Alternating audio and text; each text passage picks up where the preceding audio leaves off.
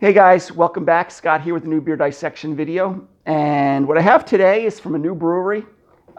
This one's from Steel Hands Brewing from Greensboro, North Carolina, as well as Kelsey, South Carolina. And I'm going to try to put it here, even though I usually have pictures over my shoulder. This was brought to me courtesy of Troy and Bob. You know who you are if you follow me on YouTube and or Facebook. They brought me about 4 beers, I think it is. I haven't posted yet, at least at the filming of this one. I have recorded it. It's on my phone here that I got to edit it and publish it. So there was a few from South Carolina because I know Troy was a student at USC, grad school, I believe. And the courtesy of him, brought him up and Bob dropped them off for me. So anyway, thanks guys. And that's it. I mean, Steel Hands Brewing. I definitely have not had any beers from them. And there's another one that's from South Carolina. I think it's more from Columbia, where USC is located. And that's it. So it is a lager. And remember, lagers being that, bottom fermented, colder temperatures, things like that. And let's take a look at this bad boy. All right. And let's pour this out. So it is coffee infused. So let's take a look at this. So we got a nice, 1.5 to 2 inches off-white to white head. The beer looks kind of a medium amber color. The little chill haze there, no big deal. But again, even the head looks like it's frothing a little bit nicely, kind of like that. I call it the Cool Whip effect. You kind of have that combination of almost like espresso-like crema versus like Cool Whip or whipped cream kind of effect on top. But very pretty looking head, very pretty looking beer. So you have that, again, that medium amber color. Pretty clear. I mean, there is a little bit of chill haze, no big deal. Listen, I think even with home brewing, it's very tough to get away from chill haze. I doubt a lot of these breweries are filtering beers, but very pretty looking beer. So let's take a sniff of the aroma. Wow, nice. You definitely get hit with the coffee right away, kind of medium roast, very pleasant, just, almost like you're in a coffee shop. I mean, listen, I enjoy coffee, but I always felt the aroma of coffee is better than even the flavor of coffee, even though I drink coffee every day. So coffee, you do get a little bit of, and you could tell from the color that there is some crystal malt being used there. So there is a little bit of that caramel bread crust aroma there too, as far as the malt profile is concerned. Hops wise, there may be an herbal component that's sitting behind the coffee, but the coffee is very strong aromatics. And I would expect it to be. If it's coffee infused, you expect coffee to be jumping out at you. So maybe I'm getting an herbal component to the hops, but it is definitely being drowned away by the coffee aromatics, which again is quite pleasant. Okay, but again, bread crust, light toast, malt. Pretty nice guys though. So anyway, cheers, Prost.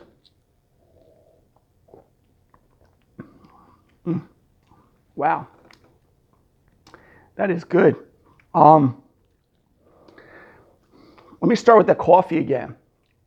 It's like I'm drinking like a mocha frappuccino. Not as sweet as those. You kind of get that coffee right on the front end. As the aftertaste comes through, I'm kind of left more with the malt, kind of like that bread crust, light caramel malt profile, but I'm still getting coffee here that's residually sitting here.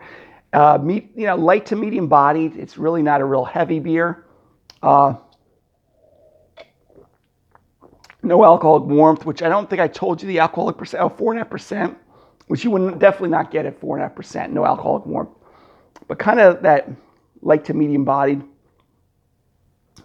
But I got to say, I'm kind of still getting that coffee. It's almost like you have a mocha frappuccino.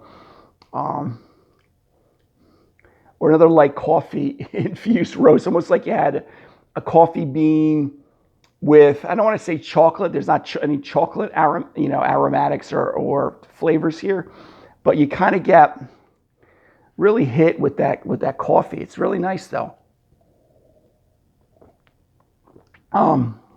Again, malt, toast, bread crust.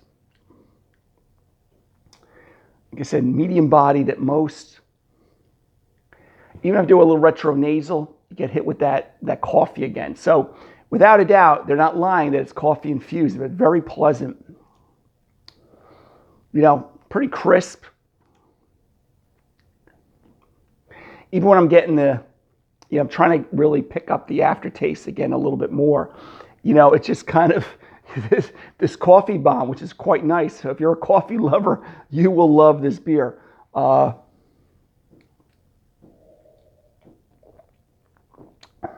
You know,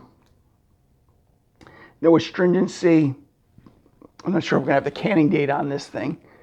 I don't see a canning date. Oh, actually, something in October. I can't see the rest of it, but I'm filming this in January of 24. That's canned in October of 23.